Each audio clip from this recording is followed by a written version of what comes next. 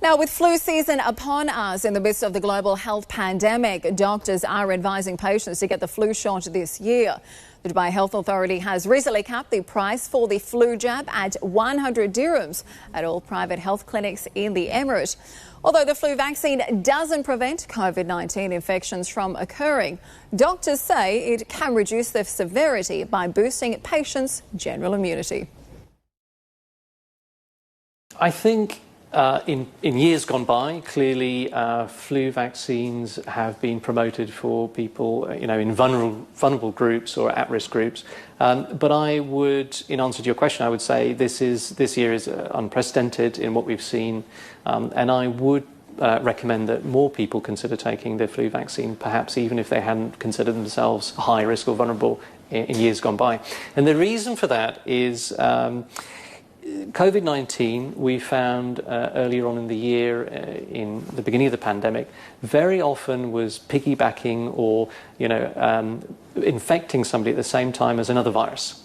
So, of course, many common cold viruses, such as the rhinovirus or parainfluenza virus, but also influenza. So I can remember quite a few cases earlier on in the pandemic where somebody had an infection with both influenza A or B, and also COVID-19. So clearly the benefit this year would be if you protecting yourself as much as you can against influenza. If you did end up having COVID-19 and were unfortunate to have flu at the same time, at least you'd have some degree of protection against one of those agents. So yes, the flu vaccine has just arrived for the Northern Hemisphere. It's selected every year. It's a seasonal vaccine, so if you had it last year, it's time to get it again, because every year the top scientists at the WHO choose which viruses to be put inside the vaccine, which strains are going to be circulating, and it's available now.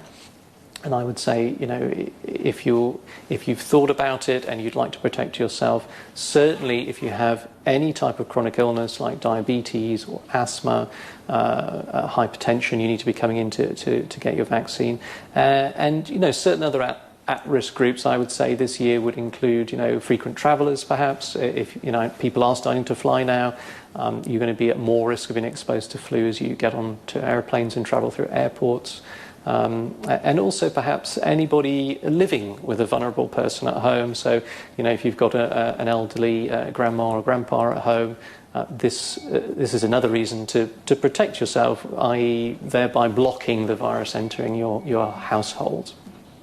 If you do have the vaccine and you do encounter influenza, and luckily enough that it's giving you protection against that strain, it should be effective. Clearly, depending on the season, the effectiveness varies. Whether it provides 50% protection against exposure to influenza, more or less, depends on the season. Once you go and have your vaccine, you're probably looking at about 2 weeks before you've got an adequate antibody reaction to the vaccine and are declared protected. But remember what I said, protected to those strains that you've been vaccinated with. It won't be a protection to every single influenza strain that's circulating this year.